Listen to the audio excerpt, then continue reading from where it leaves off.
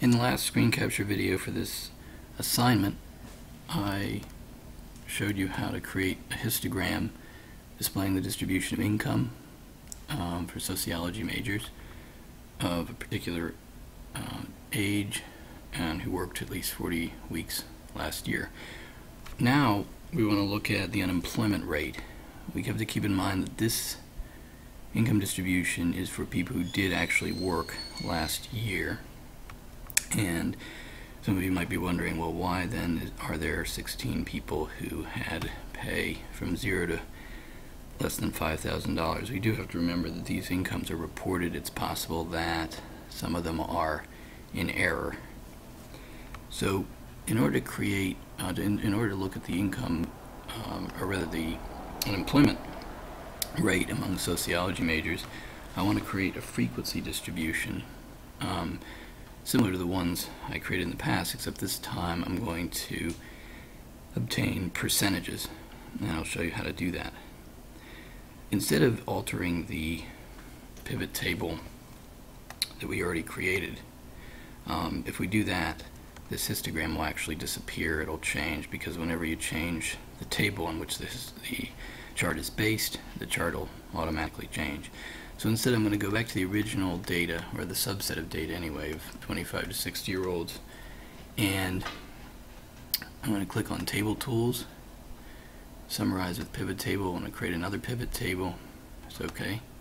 I'll create a new sheet down here, and in this case I want a frequency distribution of employment status for people with the particular degree that we're interested in. In this case, it's sociology. So first I'm going to filter out only those people with a sociology degree.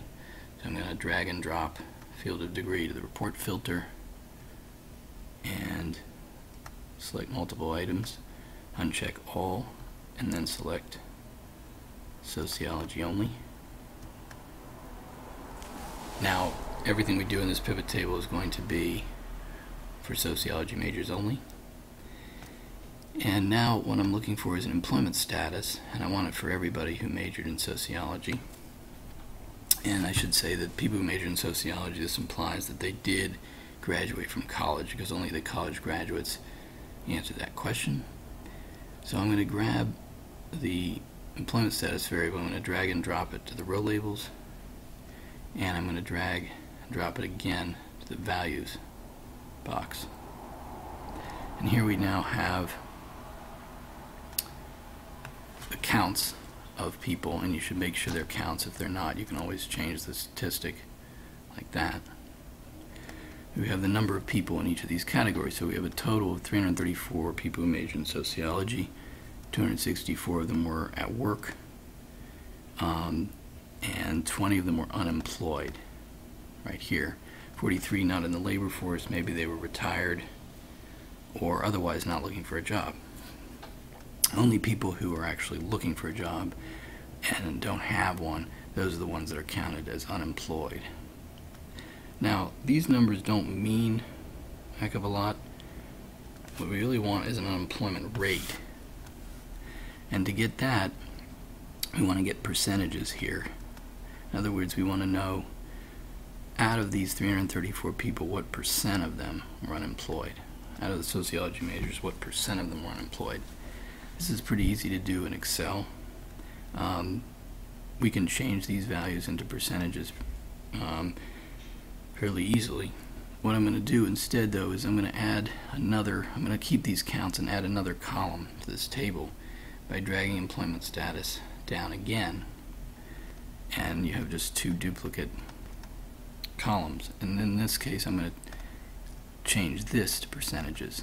And in order to do that, I just click on any one of these numbers, right click, select show values as percent of column total.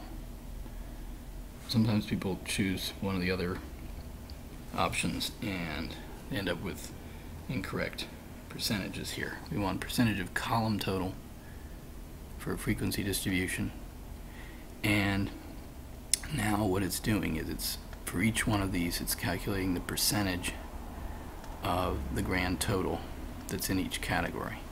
So, 264 divided by 334 times 100 would be 79%. I can demonstrate that here. 264 divided by 334 times 100 would be 79.04. All I'm doing here is just calculating the formula to show you for percentages. But we don't actually need to do that, of course, because Excel did that for us. I'm going to make these columns a little smaller, and I can also reduce these percentages, make it a little simpler, like that. And so it's telling me that among sociology majors there's a 6% unemployment rate, and this was in 2009 when the economy wasn't so great. So the unemployment rate overall is going to be fairly high historically. I can also change the names of these columns, so I can say this is a percent column, like that. And I can change this count, make it a little bit cleaner. Otherwise, this table gives you your answer. And of course you can do the same thing for criminal justice major.